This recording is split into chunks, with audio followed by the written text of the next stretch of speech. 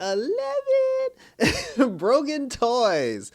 Oh boy. And based on how this episode ended, toys were definitely involved. It's your boy Icon with some DC TV, and apparently Batwoman and Legends of Tomorrow only got 13 episodes this season, because at the end of this episode they said there's only 2 episodes left.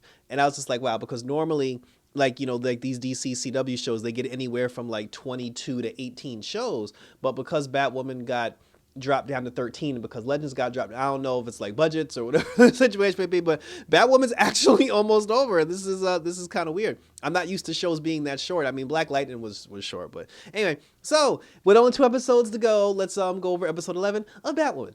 So this particular episode starts where we're trying to figure out, because Marcus, he woke up and he's running roughshod all over Gotham, and the whole Bat team, they're trying to figure out how they can stop him. Now, what they talked about, they said that in order for them to stop him, the best plan that they can come up with is to use the Joker's joy buzzer, press it to his head, and it'll hopefully reawaken the empathy within him. Because they said, like, the electric shock was like a closed door. It's like, you shocked him once, it closed the door to his sympathy and his empathy. You shock him again, it could open the door. But they got to get their hands on the buzzer. Well, they have the buzzer, and they don't know how to fix the buzzer because the buzzer's broken. So then Alice comes up with the idea. She's just like, well, if you want to fix the buzzer, she was like, why don't you just go to the person who made it? Now there's this woman named Kiki.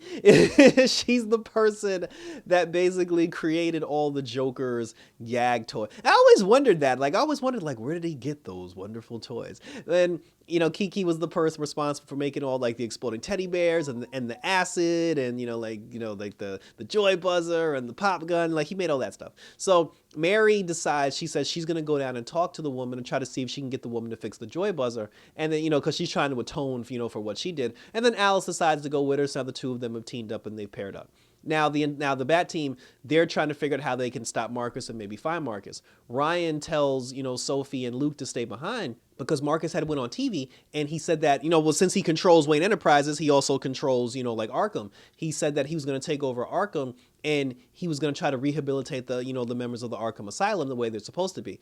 What they found out was he was secretly using it to recruit people as his own private security, and he was going to target Ryan and the rest of the Bat team. So Ryan kind of wanted them to stay out of it because she didn't want them to get hurt. But Sophie's a trained, like a trained military operative, and I don't understand why Sophie feels like she needs to. I don't understand why she feels like Sophie needs to be protected. So Sophie actually confronted her about it, and then she's just like, oh, I'm not some damsel in distress, and then she's just like, you're trying to like conceal your feelings from me, and you won't talk about how you feel, and blah, blah, blah. And I'm like, this is not the time to have this conversation.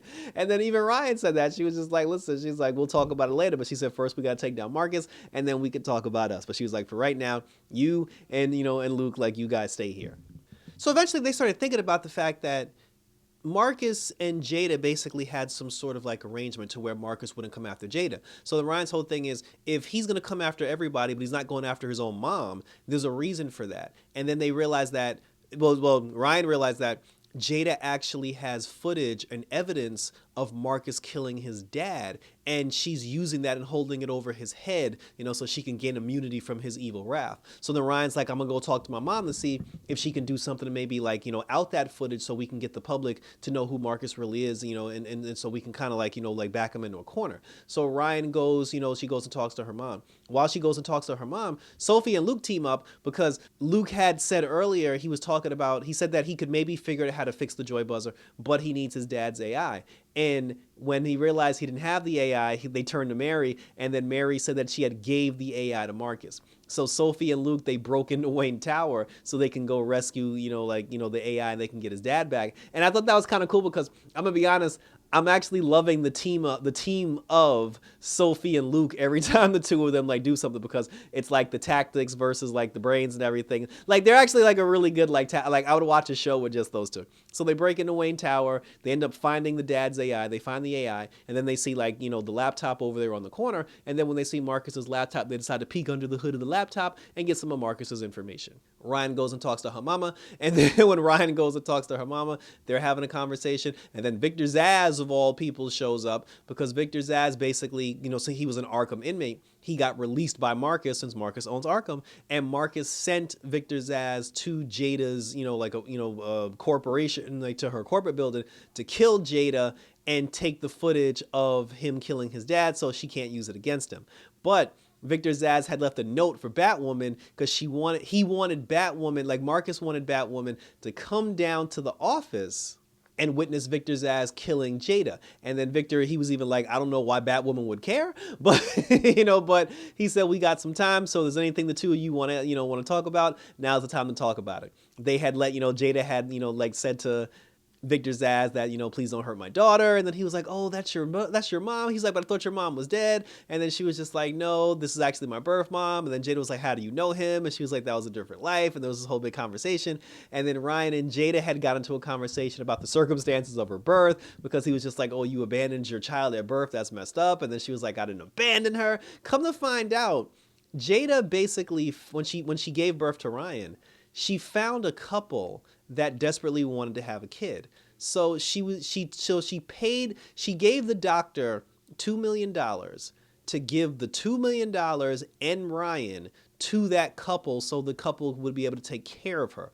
What the doctor did was, this is some dirtbag shit, the doctor pocketed the $2 million and he dropped Ryan off at an orphanage. And my whole thing is, here's how stupid that was. It's like, even if you're going to take the $2 million, you could have still gave the baby to the couple. I'm like, that was just jacked up. But, he kept the money, dumped Ryan off at an orphanage. Jada said her intention all along was never to just dump her by the side of the road. She actually did want to take care of her. But then Ryan was just like, yeah, but that didn't do anything, because she was like, you didn't check up on me. You didn't see if I would, it took you this long just to find out that I was even in an orphanage, because she was like, you didn't care. And then, that went through like this whole emotional roller coaster. And then Victor Zsasz himself, he was just like, like sipping the tea, and everything, because he was enjoying, like, he was very like out of character even for him, which was kind of crazy. That's how invested he was into like their whole storyline. But then, Jada had said to Victor Zsasz, she was like, listen, Batwoman's not coming because, like, I threatened to out her on television and I got the whole city after her. So she was like, me and Batwoman aren't on good terms. And he's like, well, it sucks to be you, so now I got to kill you. And then at that moment, Ryan came out of nowhere. She stabbed Victor Zsasz on the shoulder. The two of them got into a fight. And then after the two of them fought, Ryan ended up beating Victor Zsasz, took him out and knocked him down. And then Jada watched the entire fight unfold. And then that's when it dawned on her. She said the reason why Batwoman didn't come wasn't because we got beef. Batwoman's been here in this room the whole time, and she figured out that Ryan was Batwoman. After she figured that out, then the two of them spoke about it, and then she was just like, oh, I'm so proud of you. And then she was just like, oh, but you weren't there for me, and I just wanted my mom to be there. She's like, I didn't want $2 million. I just wanted you to take me to like soccer games and this, that, and the third, and blah, blah, blah. And then, Jada, she was just like, she was like, you're right. She's like, I failed you and I failed Marcus. And she brought up a very good point. This is a damn good point, because she was like, if you look at it, she said, I didn't give you anything. You grew up in the foster care system and you rose above those circumstances to become the CEO of Wayne and to become freaking Batwoman. She said, I gave Marcus everything and he's a freaking psychopath. So that tells you all you need to know, that she put her stock in the wrong horse. But then after that, then Luke had called Ryan, and then he was like, listen, like her and like Sophie had called, and they said, listen, we got Marcus's laptop. We were going through his phone records, and some of the phone records that he previously called was to Kiki, who's the person that Mary and Alice went to go see about the Joy Buzzer.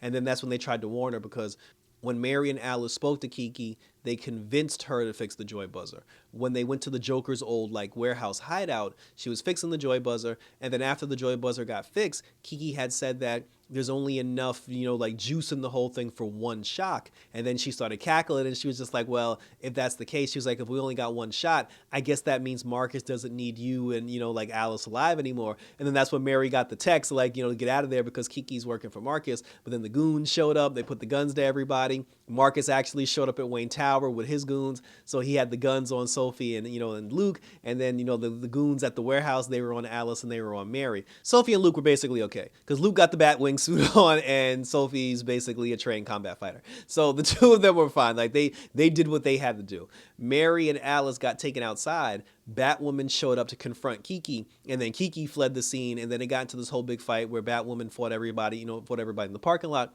They ended up defeating everybody, but they didn't get their hands on the Joy Buzzer.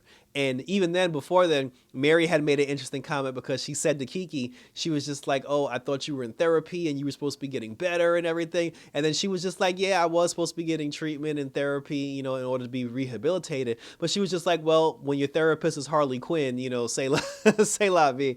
And it's like, that's not the first time she's been referenced in the Arrowverse, because she was even referenced on Arrow when she was in that Suicide Squad episode. So Kiki got away. Marcus Marcus got away, the whole Bat team, they regrouped and everything.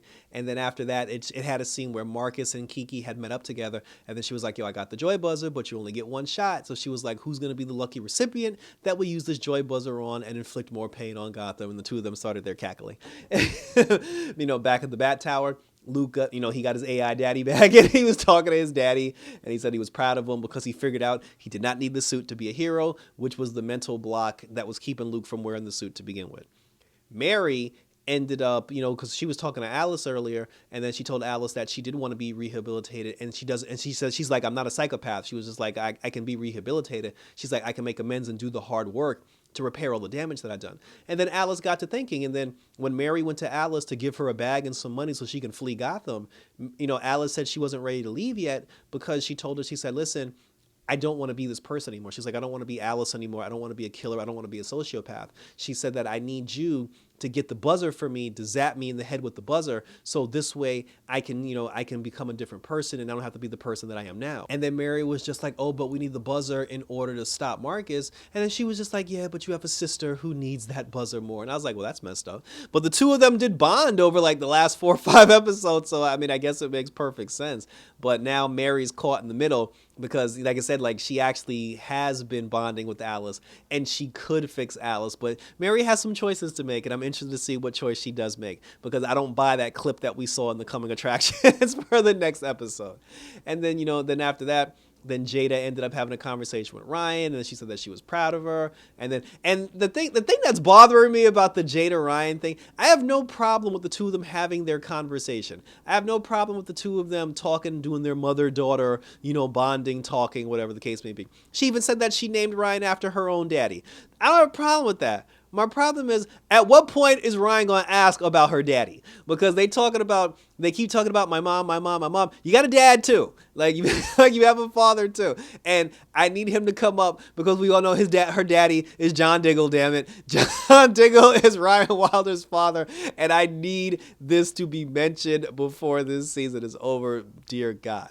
Why would you not ask about your dad if you're Ryan? But anyway, and then finally, Ryan, Jada had said that, she's very good at pushing people away. And then Ryan said, well, that's where I get it from, and then she told her, she was like, yeah, but that's my life. That's what I do. She said, don't be me. Don't be me. She was like, be better. So then Brian ended up going to Sophie, and then she told Sophie, she's like, listen, she's like, I do push people away, and that's not cool. But then, the Sophie was like, but you don't got to push me away. And then she was like, you're right, and I'm not going to push anymore. And then she kissed Sophie, and then the two of them, these bees getting it on. And that was a welcome surprise. So for all you, what's it called? The Morbat, the wild Moor, like the Batmore fans, like people ship them. They're calling the two of them Wild Moor. And it makes sense to put the Wild first because Ryan Wilder is Batwoman and it's technically her show. But I mean, more wild to me just sounds better. I even like more Bat or like Bat more, but that's not the point. The point is these bees getting it on, and Ryan and Sophie Moore are a thing now. And I mean, the Cameron Johnson, the actor that plays Lucius Fox, he directed this episode. You can tell. All I'm going to say is when you look at that last scene, when Ryan and Sophie, you could tell a dude totally directed that shit. And like I said, that was it. So the episode ended, I guess, on a high note, but Marcus and Kiki, they're still out there. And, it's all about the buzzer now. It's all about Marcus and Kiki. They're trying to find somebody to use the buzzer on. Alice wants the buzzer so she can use it on herself.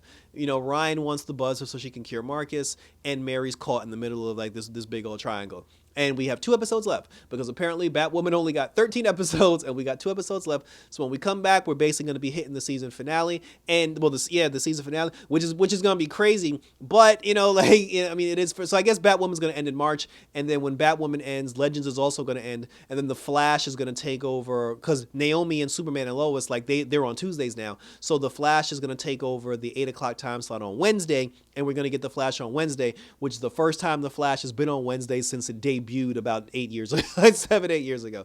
So that was it. And thank you for tuning in. So share your thoughts. Like, are you happy that Ryan and Batwoman finally got together? Are you conflicted with who Mary should choose to give the buzzer to? Share your thoughts down below, and we'll continue to talk about it. Hit me up on Twitter and Instagram. Definitely subscribe to my YouTube channel if you haven't already, because we talk about all things superhero related, whether TV, movies, animated, etc. And we got a lot of stuff coming up in the pipeline because, again, Batwoman's about to end. We got Legends Tomorrow, which is about to end, but we're still going to do Superman and Lois. We're still going to do Naomi, and we still got Peacemaker. So thanks for tuning in, guys. So see you in 2 weeks for some more Batmore action. Get it on in the meantime. And until next time, how about this, bitch?